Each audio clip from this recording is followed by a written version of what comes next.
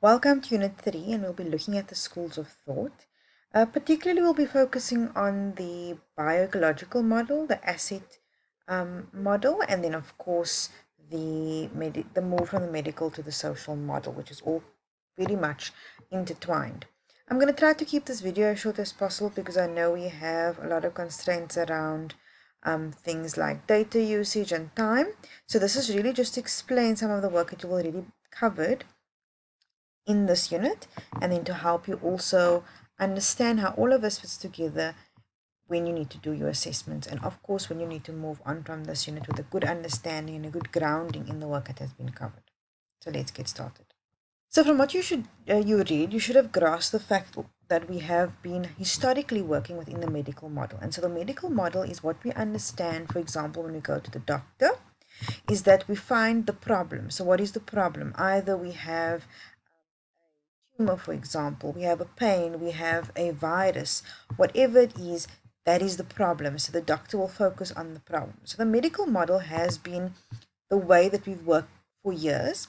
It has been applied not only to physical ailments, but also challenges in terms of neurological challenges, learning difficulties, the inability to cope at school has all been focused upon by using a medical model lens. So today, or in our current situation, we are moving away from the medical model, which is focusing on the problem and making the child the problem, and we're moving towards a social model. So the social model is a lot more inclusive, and it looks at the child as an individual with a barrier to learning. Whereas, remember, the medical model says the child is the problem, the child can't learn, the child can't process. The social model is saying this is the child, and the child has a processing challenge. So, for example, when we talk about in inclusive education, we don't talk about a handicapped child.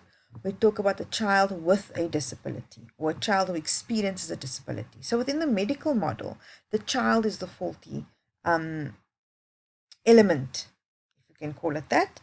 We, in terms of the social model, we look at the child as being the center of everything we do, and the child is valued. Then the medical model, a diagnosis is made of the child. As the social model, we don't focus on the challenge. We focus on the strengths, and we focus on what the child is able to do. The child is not labeled as in the medical model, but rather in the social model, we look at what the barriers are and what are the solutions that we can put in place to help the child overcome their challenge. So it's really like giving the child the step up that they need to be able to perform at a similar level to others or to meet the criteria, but by providing them with the support that they need. So this is a very good representation of the differences between the medical model and the social model. The medical model is very much old school teaching.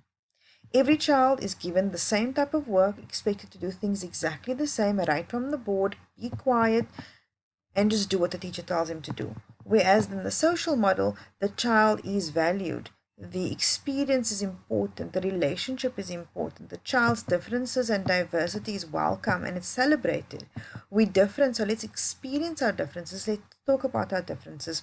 And in this way, society evolves. It becomes a better place, a more safe place. And it's not about control as in traditional teaching. And I'm not knocking traditional teaching, there's a lot of good in it as well. But in terms of us really focusing on, not all teachers have not focused on the relationships, but today's child needs a relationship to hold to be able to learn, as did every child across history. But today we understand that the relationship is really the foundation upon which you can build. So the mindset shift in educational psychology is moving away from making the child the problem to working to a more systems approach where the whole system is involved in considering support or understanding what needs the child needs in terms of support. So in the child deficit model, it's all about assessing, giving tests, finding problems. What is the problem? How do we diagnose the child? How do we label the child? How do we find a cure for the child's problem? They don't consider the context. It's very individually focused. How do we find the solution to this child's problem? Whereas the systems approach is more about prevention. How do we prevent challenges from occurring? How do we promote health? How are we supportive? How do we work together in a collaborative way? It's person focused, yes, but it also considers the impact of the context. Does the fact that the child comes from a previously disadvantaged group affect the child? Does the fact that the child comes from a home where there was one parent affect the child? Does it affect the child that that there's violent crimes in the community, that there's trauma in the family, that there has been loss? All of this is considered in the systems approach. We look at the child within the system. And that is a perfect segue to the bioecological model. Now, the bioecological model, which is Bronfenbrenner, Yuri Bronfenbrenner, was the person who established the bioecological model. And he spoke about the various levels that we need to consider when we are looking at a child. So let's use, for example, a case study, or use an example. This child, Johnny, well, everyone uses Johnny, so we'll say Johnny is the individual. He's a boy, he's 12 years old, he's in good health, he lives with his family. So in his microsystem is his family. Every one of us has a microsystem. So our family is in our microsystem, our school, our friends, the neighborhood we come from, the church group, and the health services that we are able to access within our system. Around the microsystem is the mesosystem, and the mesosystem is really how the microsystem and the exosystem, how they respond to each other. What is the effect on the one on the other, and how do they interact? So the exosystem here outside is the friends of the family, mass media, social welfare services, legal services, and neighbors, how these impact on you as the individual. Remember, mass media does affect the child. So if in mass media at the moment, there's a lot of talk about violence, a lot of negative talk that will filter into the family system, it will filter into the peer group where there's a lot of violence being viewed, and the effect of violence on children, we know as studies show, is quite negative. That's going to affect Johnny. So do you see how all of these levels are affecting Johnny? So I'm going through this very quickly, and we're going to be talking about the model in a bit more detail hereafter. The macro system is attitudes and ideology of the culture. So what does the culture say? That boys, for example, should be more educated than girls, that boys have a say more than girls, that boys can't cry, that boys have to be strong. So all of these affect the way that Johnny experiences the world. Then the last system here, or the system that runs throughout, is the chrono system. And the chrono system is about time. It's about changes over time. How do all of these change? How do these changes affect Johnny? If Johnny was 12 years old during the time of apartheid, how did he change from 12 to today, 2020, where he now experiences a very different type of life to what is experienced when he was 12 years old? So that's just a quick example of what the bioecological model and how it is applied to individuals. So it's important for you to really understand these levels and understand how they affect each other. So for example, in the exosystem, although the exosystem does not have a direct impact on the child, it does affect the child in many ways. So if say for example, Johnny's dad is part of his family. So Johnny's dad works at a huge IT firm. And so the IT firm would fall in the exosystem because Johnny doesn't have really an interaction with the exosystem, which is Johnny's dad's job, which is the IT firm. So the IT firm goes through trouble and they start retrenching people. One of those people could be Johnny's dad. So Johnny's dad is very stressed. He doesn't want to lose his job. If he loses his job, it will affect everything else in the microsystem. So this stress comes into the home through Johnny's dad. Johnny's dad and mom start fighting and arguing, and this then filters down to the relationship with the kids. The kids can feel the stress. Everyone's on their nerves. This affects Johnny. Johnny goes to school and isn't able to concentrate and work.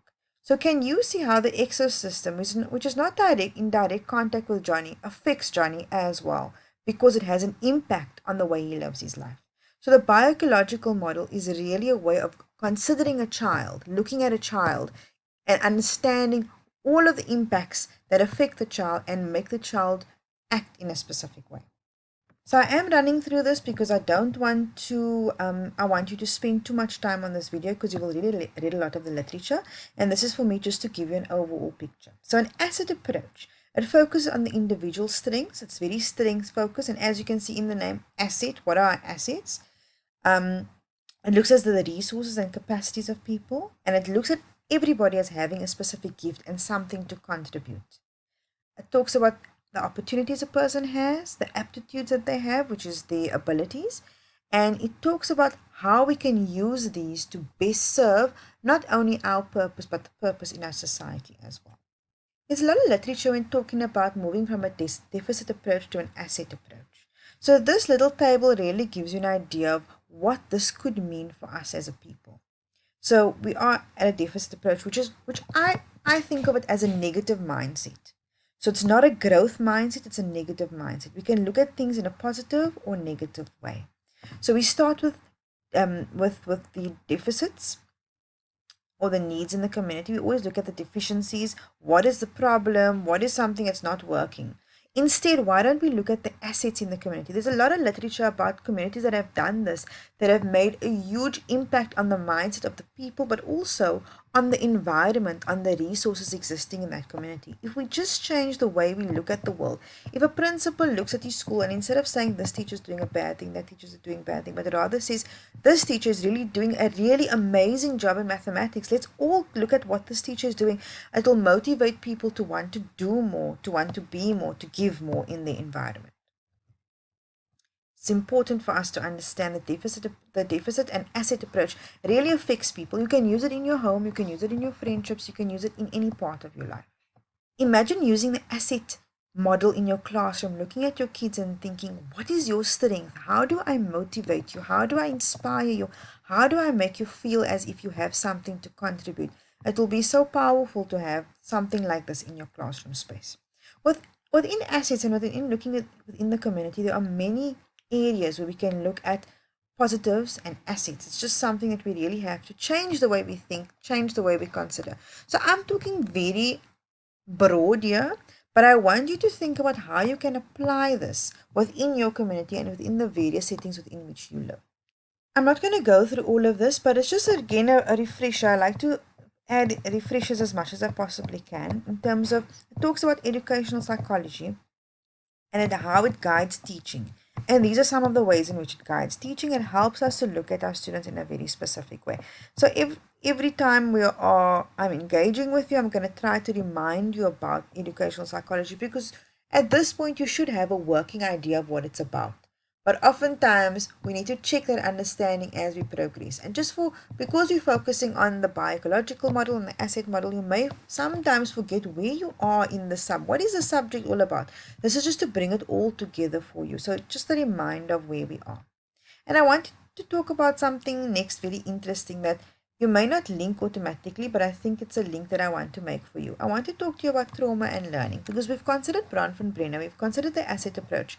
So we need to understand how trauma and learning affects our learners. And so this is also a school of thought, it's also a way of thinking, and it's also incorporated in the Bronfenbrenner systems theory or the biological model. And so trauma is something that can affect a child from the various systems and levels in their life. So when you see a child that is experiencing, or you see the child as having challenging behavior, some of it could be related to trauma. Trauma affects our children. So just to go back to this model very quickly, trauma could be happening in the family, in the school. It could be happening in the neighborhood, in legal services, in social welfare systems, in the clinics. Friends and family, definitely. There's mass trauma happening all the time. We are currently in traumatic situations in our country as well. So these affect children in many ways. Children can have a difficulty self-regulating. So they're jumping all over the place. They're talking all the time. They can have trouble with memory, poor impulse control. They don't know when to do things and when not to do things. Aggression. Somatic symptoms like headaches, pains, gastro pains, trouble interpreting emotional signs. All of these things I want you to understand as things that your children could present with that indicate a trauma in their life. So they may not be doing something because they are naughty.